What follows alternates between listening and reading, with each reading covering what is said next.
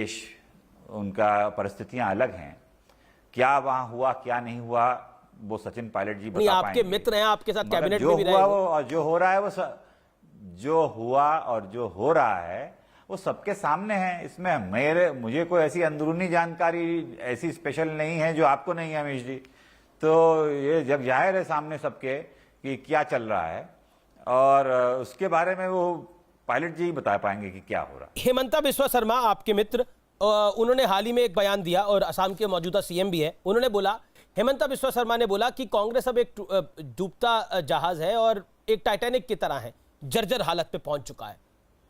और जब उन्होंने कांग्रेस को छोड़ा था उन्होंने बोला था मैं समय मांगता रह गया, मुझे समय नहीं दिया।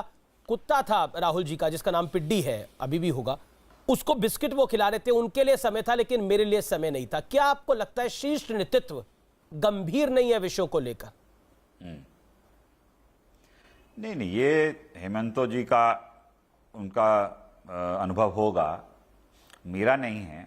मगर हेमंतो जी ने मेहनत, परिश्रम, लगन का उनका परिचय आप देखिए पिछले कुछ वर्षों का। और आज भारतीय जनता पार्टी नेतृत्व ने और असम की जनता ने उन्हें मुख्यमंत्री बनाया है, तो अपनी हार्डवर्क पे और अपनी कुशलता पे वो बन के आए हैं।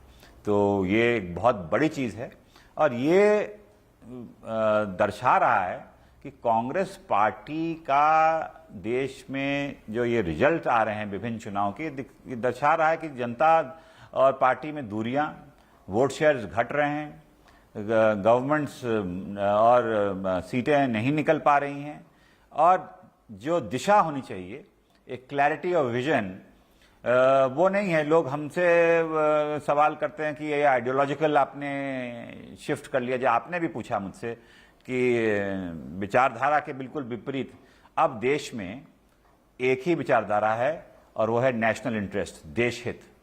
वही सबसे सर्वप्रिय है और वही ध्यान में रखते हुए फैसले होने चाहिए। और जो लोग कहते हैं वो स्वतंत्र तो हैं, मगर कांग्रेस पार्टी की जो एक दिशा और एक महाराष्ट्र में शिवसेना से अलायंस हुआ, तो वो भी तो सैद्धांतिक विचारों के विपरीत थी। महाराष्ट्र में शिवसेना, बंगाल में लेफ्ट और फुरफुरा शरीफ, बंगाल के तो आप प्रभारी थे कांग्रेस के, बंगाल में फुरफुरा शरीफ और बिल्कुल। आप केरल में लेफ्ट के खिलाफ चुनाव लड़ रहे हैं। उसका अंजाम ये हुआ, केरल में सरकार बनी नहीं, बंगाल में जीरो और असम में सरकार नहीं बनी। वहां पर आप अजमल के साथ थे। यही मैं कहना चाह रहा हूं, जब बंगाल में एक व्यक्ति विशेष फुरफुरा शरीफ के, जिनका कोई राजनीतिक पृष्ठभूमि नहीं है, उनसे गठबंधन हो जाता है, असम में हो जाता है, वो तो पार्टी चला रहे हैं, मगर वो ये कोई स्पष्ट नीति के तहत नहीं हो रहा है। और बंगाल और केरल में कांग्रेस पार्टी का एक जगह गठबंधन है, एक जगह उसी पार्टी से सीधे सीधे लड़ाई है, सामने सामने राजनीतिक। तो ये जनता के सामने, आप देश के सामने क्या दिशा प्रस्तुत कर रहे हैं? देश देख रहा है, देश की जनता देख रही है कि ये वैचारिक सिद्धांतों के बिल्कुल विपरीत है जो कांग्रेस पार्टी बोलती आई है। तो हम जितिन प्रसाद अगर कोई वैचारिक सिद्धांत मतभेद होने के कारण कोई फैसला ले लेता है तो वो तो बड़ी छोटी चीज है। असली तो ये है जो भला तभी पार्टी का, कांग्रेस का होगा जब वो अपने अंदरूनी उसमें झांक के देखें और नीति और रीत अपनी स्पष्ट करें और उस दिशा में चलें। कपिल सिब्बल का कल हमने इंटरव्यू किया हमारे नेटवर्क ने, और उस इंटरव्यू में कपिल सिब्बल ने कहा कि अगर किसी कंपनी का सीईओ अपने लोगों की बात नहीं सुनेगा तो वो कंपनी कैसे आगे बढ़ेगी।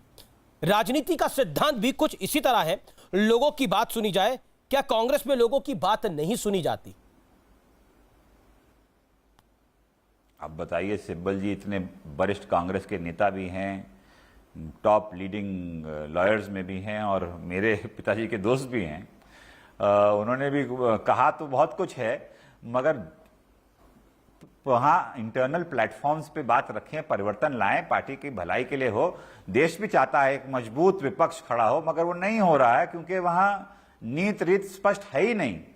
और आप देख सकते हैं कि बड़े बड़े नेता हताश हैं। जी, G23 का भी एक ग्रुप बना, वो G23 भी अपनी बात कर रहा है, लेकिन कांग्रेस के ही अंदर से आवाज आती है कि ये सब लोग मोदी जी के साथ मिले हुए हैं, सुप्रीम कोर्ट मोदी जी के साथ मिल गया है, मीडिया मोदी जी के साथ मिल गया है, इलेक्शन कमीशन मोदी जी के साथ मिल गया है, कांग्रेस के तमाम नेता मोदी जी के साथ मिल गए, ऐसा कैसे हो सकता है? नहीं, ये नहीं है। यही मैं कह रहा हूं, समस्याएं ऐसी हैं कि जहां सुझाव और समाधान की बात की जाए और स्पष्ट नीति और आईना दिखा, राजनीतिक जीवन में जनता तो आईना दिखाती है, मगर कार्यकर्ता और नेता भी दिखाते हैं। और इसीलिए जो कुछ सही बात अगर बोलने का प्रयास किया तो उसे ये लांछन लगा के दबाने की कोशिश अगर की जाएगी तो किसी पार्टी का भला नहीं हो पाएगा। उसको स्वीकार करना होगा जो कमियां हैं, जो समाधान है उनको निकालने पड़ेंगे, नए तरीके से रणनीति बना के आगे चलना होगा। एक सवाल मेरा जितिन, G23 की मौजूदा स्थिति क्या है? क्या अभी भी उनका विरोध जारी है?